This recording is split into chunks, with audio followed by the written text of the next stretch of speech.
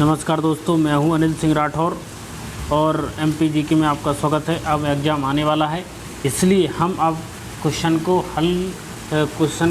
हल करके ज़्यादा से ज़्यादा प्रैक्टिस करेंगे। साथ ही जो क्वेश्चन को हल करने का वैज्ञानिक तरीका है, तुक्का लगाने का वैज्ञानिक तरीका है, क्वेश्चन अटैम्प्ट करने की जो रणनीति है, जो तरीका है कि क्वेश्चन को कैसे अटैम्प्ट करना चाहिए, उस चीज़ को हम समझ रहे होंगे। तो पहला क्वेश्चन है, गोटमार मेला मध्य प्रदेश के किस ज़िले में लगता है? बताइए कि गोटमार मेला मध्य प्रदेश के किस ज़िले में लगता है? बालाघाट, सिवनी, छिंदवाड़ा, खंडवा। निम्नलिखित में से किस ज़िले में गोटमार मेला लगता है? तो इसका सही आंसर जो आपका होगा वो होगा छिंदवाड़ा। तो गोटमार मेला मध्य प्रदेश में आपके छिंदवाड़ा में लगता है। छिंदवाड़ा में गोटमार मेला लगता है, राइट। और छिंदवाड़ा क्षेत्रफल की दृष्टि से, छिंदवाड़ा जो है क्षेत्रफल की दृष्टि से कौन सा राज्य? मध्य प्रदेश का सबसे बड़ा जिला क्षेत्रफल की दृष्टि से छिंदवाड़ा, राइट। छिंदवाड़ा से जो पहले सांसद हुआ करते थे कमलनाथ, आज छिंदवाड़ा से जो विधायक हैं वो हैं कमलनाथ, जो मध्य प्रदेश के पूर्व मुख्यमंत्री हैं।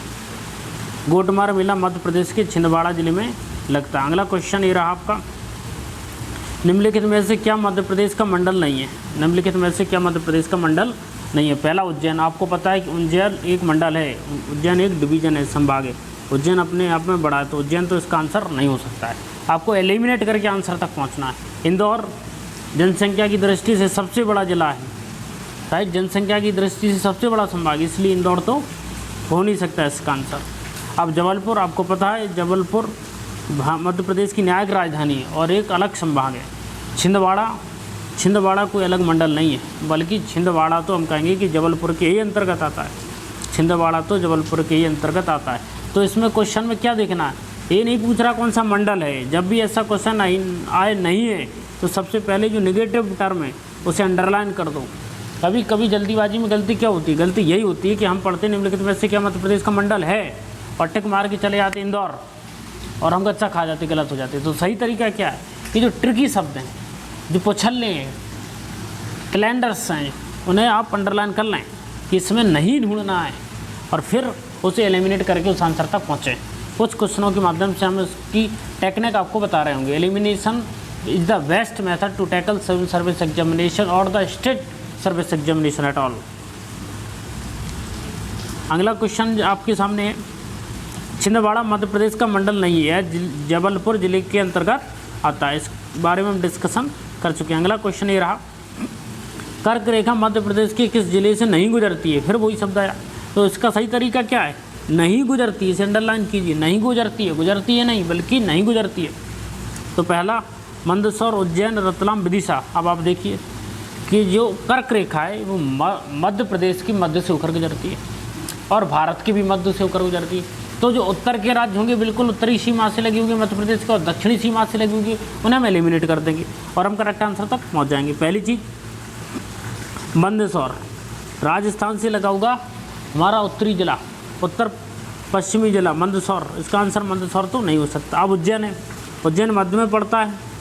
रतलामी सेव, रतलाम में रतलामी सेव होते हैं और उज्जैन को महाकाल की नगरी कहा जाता है, ये भी नहीं हो सकता, ये भी नहीं हो सकता। विदिशा, विदिशा तो बिल्कुल मध्य में है ही, मध्य भारत का केंद्र बिंदु, इसलिए इसका करेक्ट आंसर होगा मंदसौर। कहाँ से नहीं गुजरती है कर्क रेखा? तो कहेंगे मंदसौर से नहीं गुजरती है। अब आप ऐसे समझिए कि भाई अफीम पियोगे, गांजा खाओगे तो बुद्धिमंद हो जाएगी। तो अफीम का उत्पादन कहाँ होता है? मंदसौर में होता है। उज्जैन को महाकाल की नगरी कहा जाता है। भारत में टोटल मिला के, कुल मिला के 12 ज्योतिर्लिंग, उनमें से 2 ज्योतिर्लिंग जो है मध्य प्रदेश में है। 2 ज्योतिर्लिंग मध्य प्रदेश में है। एक ज्योतिर्लिंग उज्जैन की नगरी महाकाल की नगरी उज्जैन में है, महाकालेश्वर ज्योतिर्लिंग। दूसरा खंडवा में ओंकारेश्वर ज्योतिर्लिंग। अब रतलामी सेब के नाम से प्रसिद्ध है, आपको पता होगा कि रतलामी सेब नमकीन जो है। विदिशा में हेलियोडोरस का स्तंभ बना है और सम्राट अशोक की जो पत्नी थी महादेवी, वो सेठ की पत्नी हुआ करती थी, वो विदिशा से ही थी। हेलियोडोरस का गढ़ और स्तंभ विदिशा से प्राप्त हुए, बहुत महत्वपूर्ण है, राइट। मंदसौर, कर्क रेखा मध्य प्रदेश के मंदसौर से नहीं गुजरती, तो नहीं शब्द लिखना था। हरदौल की मनौती मध्य प्रदेश के किस क्षेत्र का लोकगीत है? हरदौल की मनौती। अब हरदौल की मनौती, मनौती क्या होती है, आप इस बीच इसमें ना जाएं, इसको आप गोली मारें, बिल्कुल गोली मारें। आप देखें हरदौल किस से संबंधित है। जैसे आपको आला की बात आए, आला खंड की बात आए, सीधे बुंदेलखंड में पहुँचिए, बुंदेलखंड का लोकगीत है। अगर राय की बात आए, बुंदेलखंड में पहुँचिए, राइट। तो हरदौल कहाँ के थे? बुंदेलखंड के थे। कहाँ के थे हरदौल? बुंदेलखंड के थे। ओरछा में इनका मंदिर बना हुआ है, जहाँ पर राजा राम का मंदिर है, वहाँ पर शाहजहाँ का म्यूजियम है, पहले से शाहजहाँ, पहले से चतुर्भुज मंदिर है। तो बुंदेलखंड से संबंधित होंगे कि नहीं होंगे? तो करेक्ट आंसर हो जाएगा बुंदेलखंड, बिल्कुल करेक्ट आंसर है बुंदेलखंड। आप देखो कितने आसानी से आंसर तक पहुँच गए, बुंदेलखंड इसका करेक्ट आंसर आएगा। बघेलखंड मालवा से तो कोई लेना देना नहीं है, क्योंकि आपको पता है कि हरदौल कहाँ के थे, बुंदेलखंड के। ओरछा की, और ओरछा कहाँ था? बुंदेलखंड में, राइट। आगे चलिए। हरदौल की मनौती मध्य प्रदेश के बुंदेलखंड क्षेत्र का लोकगीत है। भाई लोकगीत कहाँ का होगा? जहाँ के वो होंगे। जैसे अगर आपसे कहें कि भाई आला जो है अमेरिका का लोकगीत तो नहीं हो सकता, क्योंकि आला अमेरिका के नहीं थे, आला तो हमारे यहाँ के थे, महोबा के। तो महोबा और उसके आसपास के क्षेत्रों का लोकगीत होगा। ये सही तरीका होता है क्वेश्चन को सॉल्व करने का। अगला क्वेश्चन है, मध्य प्रदेश में ऑल इंडिया रेडियो स्टेशनों की संख्या कितनी है? मध्य प्रदेश में ऑल इंडिया रेडियो की संख्या कितनी है? अब आप देखिए कि मध्य प्रदेश एक बड़ा राज्य है, मध्य प्रदेश एक बड़ा राज्य, तो 1 2 3 4 से उसका काम होने वाला नहीं है। मध्य प्रदेश में एटलीस्ट 5 स्टेशन तो होना चाहिए, ईस्ट वेस्ट नॉर्थ साउथ और मध्य में, ताकि पूरे प्रदेश को कवर किया जा सके। वैसे भी मध्य प्रदेश का लकी नंबर 5 है, मध्य प्रदेश का लकी नंबर 5 है। कैसे लकी नंबर 5 है? तो मध्य प्रदेश में ऑल इंडिया रेडियो की 5 स्टेशन है, और पूछे कि मध्य प्रदेश की सीमा कितने राज्यों से छूती है, तो 5 राज्यों से छूती है। मैंने बोला कि मध्य प्रदेश का लकी नंबर कितना है? 5 है। तो 5 कितने स्टेशन है? 5 स्टेशन है। कितने राज्यों से मध्य प्रदेश की सीमा छूती है? 5 राज्यों से छूती है। कौन से हैं? उत्तर प्रदेश, राजस्थान, छत्तीसगढ़, महाराष्ट्र, और क्या बचा? गुजरात। ये वो राज्य जिनकी सीमा मध्य प्रदेश से छूती है। अगला क्वेश्चन, मध्य प्रदेश में ऑल इंडिया रेडियो की 5 स्टेशन कहाँ कहाँ हैं? भोपाल, इंदौर, छतरपुर, ग्वालियर। भोपाल, इंदौर, छतरपुर, ग्वालियर और छिंदवाड़ा। भोपाल, इंदौर, छतरपुर, ग्वालियर और छिंदवाड़ा। अब आपने छतरपुर स्टेशन का नाम तो सुना होगा, ये आकाशवाणी का छतरपुर केंद्र है। अब आप समाचार सुनिए, ये मैंने बचपन में बहुत सुना है। अगर आप बचपन में समाचार रेडियो से सुनते थे तो आपको भी ये मालूम होगा। ऑल इंडिया रेडियो सेवा मध्य प्रदेश के किस नगर से शुरू हुई है? आपको देखना है कि शुरुआत कहाँ से हुई ऑल इंडिया रेडियो की। ऑल इंडिया रेडियो की शुरुआत कहाँ से हुई है, आपको क्वेश्चन बताना है। अब आप देखिए इसे आप एलिमिनेट कैसे करेंगे। इसमें देखिए कि सबसे बड़ा शिक्षित और जनसंख्या की दृष्टि से जागरूक संपन्न कौन सा राज्य, कौन सा जिला है, वहीं से इसकी शुरुआत होगी। तो स्वाभाविक रूप से आप इसमें देखोगे सबसे शिक्षित, सबसे संपन्न, सबसे जागरूक इंदौर है, तो बिल्कुल सही है।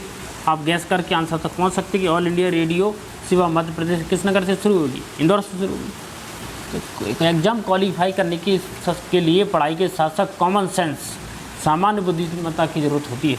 इसे कहते हैं बिटवीन द लाइन्स, 2 लाइनों के बीच में भी कुछ लिखा होता है जो दिखता नहीं, लेकिन उसे पढ़ने के लिए ज़रूरत होती है सेंस की, ह्यूमर की। ऑल इंडिया रेडियो की शुरुआत मध्य प्रदेश के इंदौर से हुई।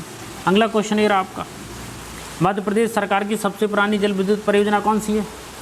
बन सागर, इंदिरा सागर, गांधी सागर, रानी अवंतीबाई। अब बताइए सबसे बुजुर्ग व्यक्ति इसमें कौन दिख रहा है? गांधी बाबा। सबसे बुजुर्ग व्यक्ति कौन दिख रहा है? ये ट्रिक है याद करने की, सबसे बुजुर्ग गांधी बाबा दिख रहा है, बिल्कुल सही है। तो सबसे पुरानी जल विद्युत परियोजना कौन सी होगी? गांधी सागर। सबसे पुरानी जल विद्युत परियोजना होगी गांधी सागर। अब गांधी बचपन में मंदबुद्धि के थे, अगर गांधी बचपन में मंदबुद्धि के थे तो गांधी सागर बांध कहाँ होगा? मंदसौर में होगा। कहाँ होगा? बिल्कुल सही, मंदसौर में होगा। तो आप इसे कोरिलेट कर सकते हैं, लिंक कर सकते हैं, ट्रिक बना सकते हैं, ताकि वो दिमाग में याद हो जाए। ट्रिक के माध्यम से, इमेज के माध्यम से, इमोजी के माध्यम से, है कि नहीं, टर्मिनोलॉजी के माध्यम से आपको इन चीज़ों को कंप्लीट करना है, तभी आप एक अच्छे से इसकी तैयारी कर पाएंगे। राइट, तो ये सही तरीका है सॉल्व करने का। आप देख लीजिए इसमें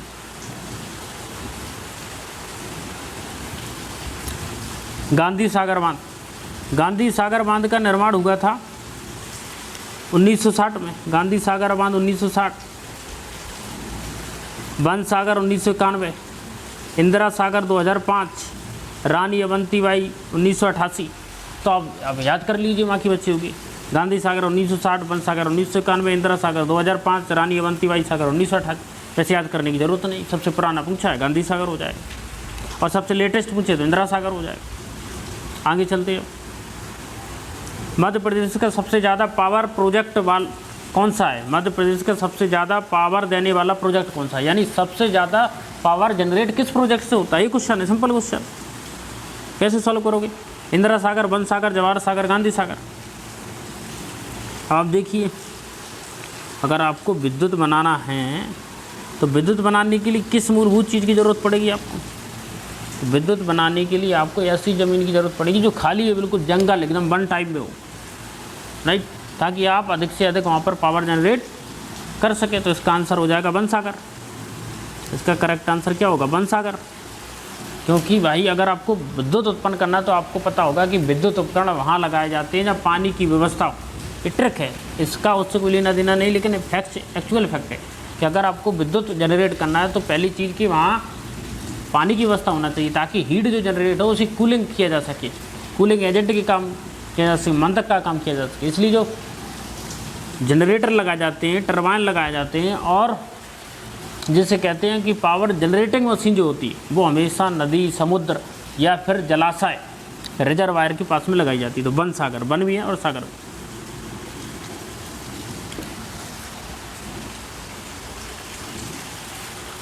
तो आंसर हो जाएगा बन सागर। अब बन सागर के बारे में थोड़ा जान लेते हैं। बन सागर परियोजना मध्य प्रदेश की सोन नदी पर शहडोल जिले में। तो बन सागर परियोजना किस नदी पर? पहला क्वेश्चन है, सोन नदी पर। किस जिले में? शहडोल जिले में। पहले इसे किस नाम से जाना जाता था? डब्बा परियोजना के नाम से जाना जाता था।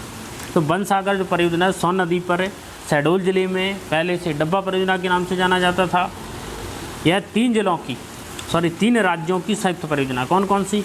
मध्य प्रदेश, उत्तर प्रदेश, बिहार। मध्य प्रदेश, उत्तर प्रदेश, बिहार, इन 3 राज्यों की संयुक्त परियोजना है। मध्य प्रदेश, उत्तर प्रदेश, बिहार। इनकी हिस्सेदारी की बात करें तो मध्य प्रदेश की सबसे ज़्यादा हिस्सेदारी है, 2 अनुपात, फिर उत्तर प्रदेश और बिहार की क्रमशः बराबर, यानी 1 अनुपात 1 की भागीदारी इसमें सुनिश्चित की गई है। आगे चलते हैं। अगला क्वेश्चन है आपका, उत्तर प्रदेश और मध्य प्रदेश का संयुक्त प्रोजेक्ट, ज्वाइंट प्रोजेक्ट कौन सा है? राजघाट, माता टीला, बन सागर, निम्नलिखित में से कोई नहीं। तो आपको जो घाट हैं, यानी जो संयुक्त प्रोजेक्ट है मध्य प्रदेश, उत्तर प्रदेश, बिहार, वो आपको रटे होना चाहिए। इसका जो करेक्ट आंसर होगा वो राजघाट। ट्रिक क्या बन सकती है इसकी याद करने के लिए? करेक्ट आंसर है राजघाट। अब महात्मा गांधी की समाधि को क्या कहा जाता है? दिल्ली में जो गांधी स्मृति एवं दर्शन स्थान है नई दिल्ली में, वहाँ पर राजघाट है, गांधी की समाधि स्थल है राजघाट। तो गांधी तो ऐसा तो नहीं कि मध्य प्रदेश के अकेले, उत्तर प्रदेश के भी हैं, मध्य प्रदेश के भी हैं। तो उत्तर प्रदेश मध्य प्रदेश की संयुक्त परियोजना कौन सी होगी? राजघाट। तो बिल्कुल सही है। तो इसका करेक्ट आंसर हो जाएगा राजघाट। उत्तर प्रदेश और मध्य प्रदेश की संयुक्त परियोजना है राजघाट। राजघाट परियोजना किस नदी पर है? अगला क्वेश्चन आपके पास यही हो सकता है कि मध्य प्रदेश और उत्तर प्रदेश की संयुक्त परियोजना राजघाट है। जो आपको पता है वो क्वेश्चन में ही दे दिया, AIS का क्वेश्चन है, लेकिन वो किस नदी पर है? नदी पूछ लेगा, राज्यों के नाम दे देगा कि उत्तर प्रदेश मध्य प्रदेश की संयुक्त परियोजना राजघाट है। तो बताइए निम्नलिखित में किस नदी पर? बेतवा नदी पर है। बेतवा नदी जो है वो मध्य प्रदेश की सबसे प्रदूषित नदी है। तो सबसे पवित्र नदी कौन सी है? तो सबसे पवित्र नदी है मध्य प्रदेश की नमामि देवी नर्मदा नदी है। और पूरे देश की बात करें स्वच्छ नदी कौन सी है? पवित्र और स्वच्छता में अंतर होता है। पवित्र का मतलब उसका ऐतिहासिक महत्व क्या है, इसका धार्मिक महत्व क्या है। तो सबसे स्वच्छ, क्लीन, तो वो चंबल नदी है। चंबल नदी पर चंबल घड़ियाल सेंचुरी है, चंबल सेंचुरी यहाँ पर स्थित है। घड़ियालों का संरक्षण किया जाता है चंबल में। चंबल क्रोकोडाइल पाए जाते हैं चंबल में, चंबल डॉल्फिन मिलती है। ये फैक्ट आपको मालूम होना चाहिए। यह मध्य प्रदेश में चंदेरी से 14 किलोमीटर दूर है। 45 मेगावाट इसकी क्षमता है। राजघाट की कितनी क्षमता है? 45 मेगावाट। अगला क्वेश्चन, मध्य प्रदेश ऊर्जा क्षेत्र में जल विद्युत का कुल कितना हिस्सा है? यानी कि मध्य प्रदेश में जो टोटल एनर्जी प्रोडक्शन होता है उसमें ऊर्जा क्षेत्र कितना है? 917.5 मेगावाट, 955, 988, 1050 मेगावाट। तो 917 मेगावाट कितना हिस्सा है जल विद्युत का? ये फैक्ट है, प्योर फैक्ट है, इसमें ट्रिक नहीं चल सकती, इसे आपको रटना होगा। तो मध्य प्रदेश ऊर्जा क्षेत्र में जल विद्युत का हिस्सा 917 मेगावाट है। वर्तमान में कितना हो गया, इसे आपको अपडेट करने की ज़रूरत है। तो ये आपका काम है, इसे आप अपडेट कर लें। तो मेरी आशा है कि ये जो तरीका है सॉल्व करने का वो आपको पसंद आ रहा होगा। प्लीज़ यदि आपको ये तरीका अच्छा लगता है तो प्लीज़ हमारे चैनल को लाइक, सब्सक्राइब और शेयर करना ना भूलें। अभी के लिए इतना ही, नमस्कार, जय हिंद।